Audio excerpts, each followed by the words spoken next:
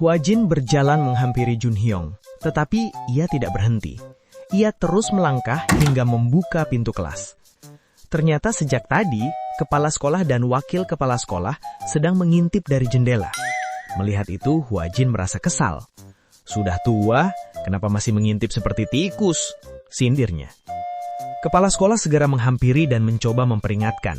Pak Hua-jin, anak bernama Junhyong adalah anak Dewan Perwakilan yang kami bicarakan sebelumnya. Saya harap Anda tidak bersikap keras padanya jika tidak ingin mendapat masalah.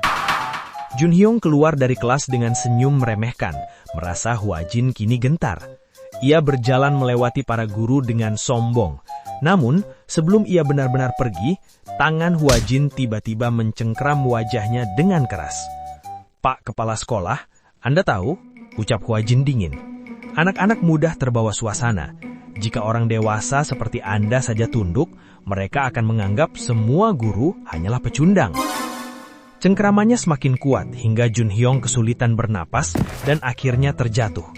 Melihat kejadian itu, kepala sekolah tak berani berkata apa-apa. Hua-jin mendekat dan menatap tajam. Jika kalian mencoba membatasi metode pendidikanku, maka Anda juga akan mendapat pendidikan dariku, Pak Kepala Sekolah. Setelah itu, Hua-jin berjalan pergi dan meminta wakil kepala sekolah mengumpulkan seluruh guru di aula olahraga. Di aula, Hua-jin memperkenalkan diri di hadapan para guru. Ia menjelaskan bahwa ia tidak bisa bekerja sendirian dan meminta bantuan mereka semua. Ia juga berjanji akan bertanggung jawab atas segala konsekuensi yang terjadi. Kemudian ia membuka sebuah lemari. Di dalamnya tersimpan berbagai alat pemukul. Nah, silakan pilih alat yang kalian suka, katanya santai. Sebagian guru tampak takut dan menolak. Namun seorang guru tua bernama Pak Kim maju ke depan dan mengambil sebuah tongkat. Ia menggenggamnya erat seolah merasakan kembali sesuatu yang telah lama hilang. Genggaman berat ini, sudah lama aku tidak merasakannya, gumamnya. Tindakan Pak Kim memicu keberanian guru-guru lain. Perlahan mereka mulai menerima cara Hua-jin untuk mendisiplinkan para murid. Sejak hari itu, suasana sekolah berubah. Dalam waktu 1 minggu sejak kedatangan Hua-jin, para guru mulai berani memberi hukuman kepada murid-murid berandalan, terutama guru-guru yang berusia di atas 40 tahun. Mereka bahkan berlomba-lomba dalam mendisiplinkan siswa dengan berbagai cara. Namun, tidak semua murid tunduk. Ada beberapa yang mencoba melawan. Untuk kasus seperti itu, Hua-jin turun tangan langsung. Ia membawa murid-murid tersebut ke sebuah ruangan dengan papan sederhana bertuliskan ruang konsultasi khusus. Tak ada yang tahu apa yang terjadi di dalamnya, tetapi setiap murid yang keluar dari sana selalu berubah. Mereka bertekuk lutut dan mulai meminta untuk belajar. Lambat laun hal itu menjadi kebiasaan baru di sekolah. Di sisi lain, Junhyong semakin kesal dengan perubahan ini. Ia mengumpulkan para berandalan di atap sekolah. Mereka meluapkan kekesalan dan menganggap sekolah kini seperti barak. Dari sanalah muncul sebuah ide busuk dalam benak Junhyong untuk menyingkirkan Hua-jin. Sementara itu di luar sekolah, Kyungmin bertemu dengan Hua-jin di jalan. "Oi, kamu masih disuruh-suruh beli mie seperti dulu?" tanya Hua-jin. Kyungmin tersenyum kecil. "Tidak lagi." Jawaban itu membuat Hua-jin lega. Mereka pun duduk bersama dan berbincang ringan. Kyungmin mengaku kini bisa bersekolah dengan nyaman sejak kedatangan Hua-jin. Namun ia juga mengungkapkan kekhawatirannya. Kalau bapak pergi, mungkin semua ini tidak akan bertahan. Hua-jin tertawa keras lalu menepuk punggungnya. "Jangan kira aku bodoh, aku sudah punya rencana untuk itu." Tiba-tiba dari kejauhan seorang murid berlari mendekat dengan napas tersengal-sengal.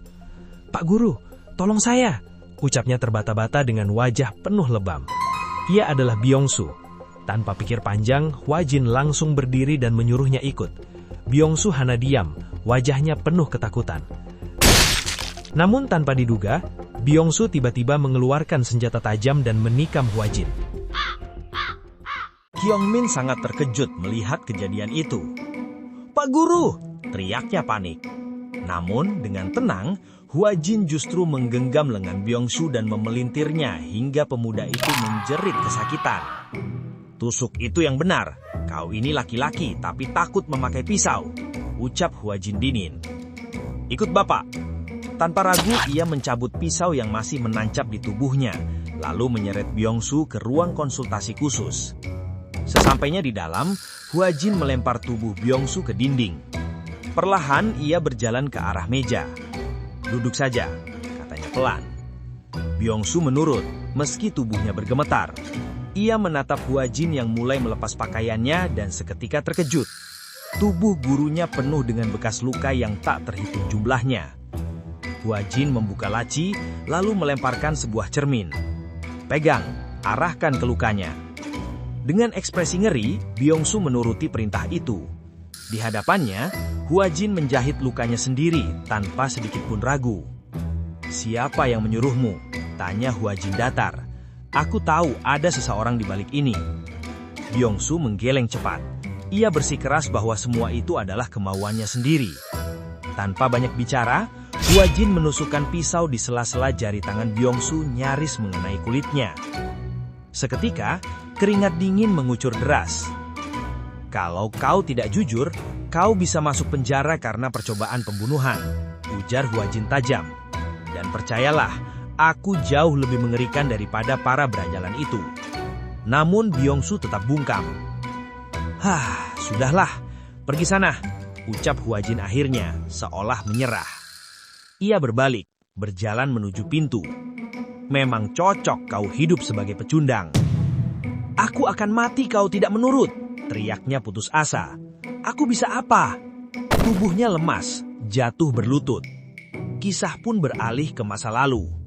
Dae-suk dikenal sebagai murid cerdas dan populer. Berbeda dengan Jun-yong yang sejak awal sudah dekat dengan para berandalan. Suatu hari di kelas, Jun-yong dimarahi oleh seorang guru. Namun ia tak terima. "Cerewet banget, pegawai negeri biasa saja sok," bentaknya. "Bu guru, sekali aku telepon ajudan ayahku, kau bakal dipecat."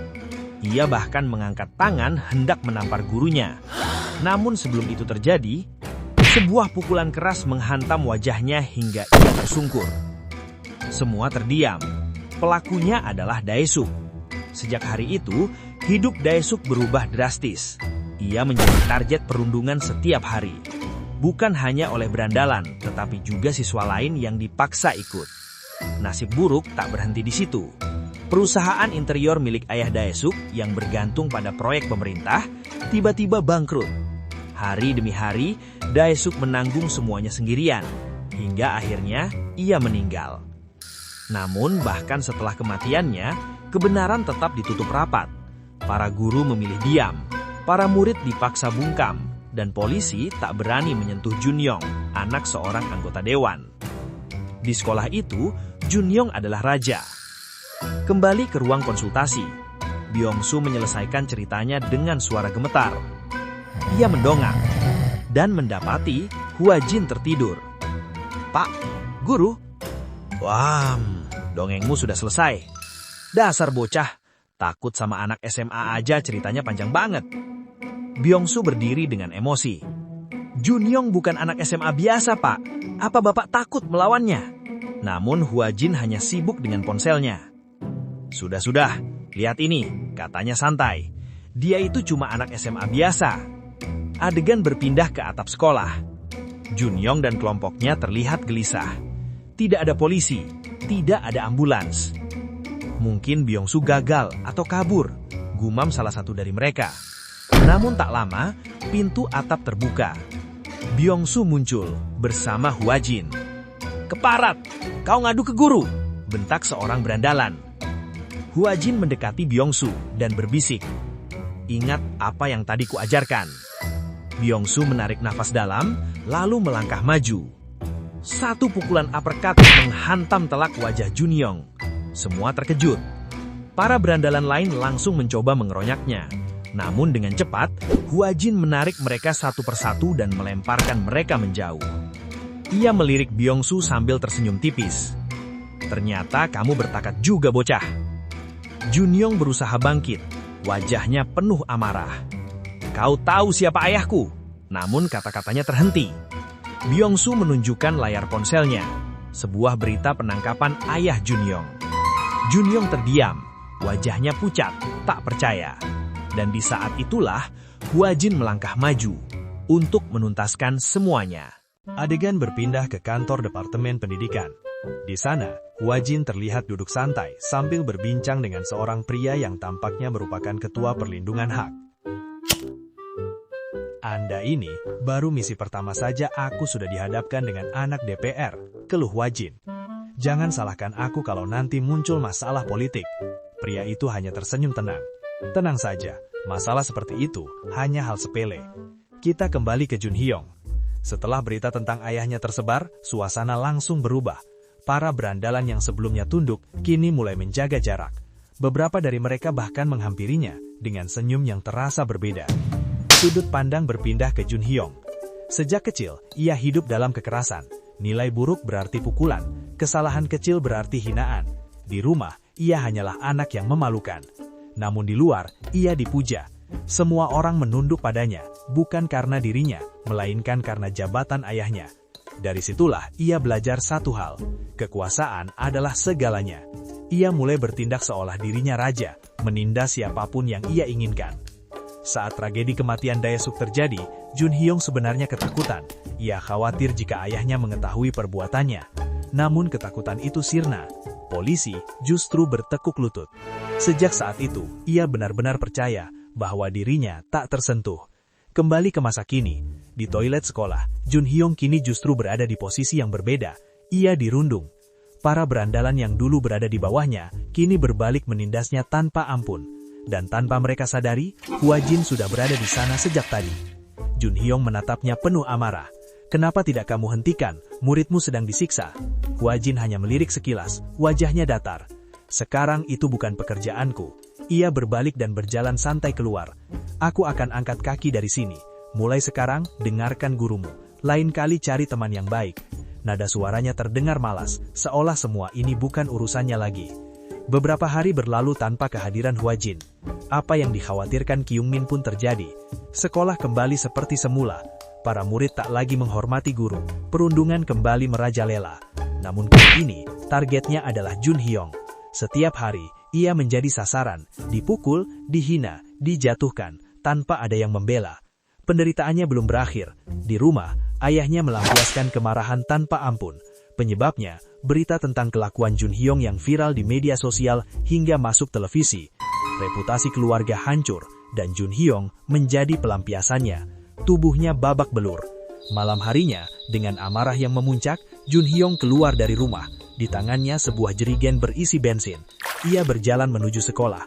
Dengan langkah penuh dendam, ia mulai menyiramkan bensin ke dinding-dinding sekolah. Niatnya jelas, membakar semuanya. Tidak ada satupun yang melawanku akan lolos, gumamnya.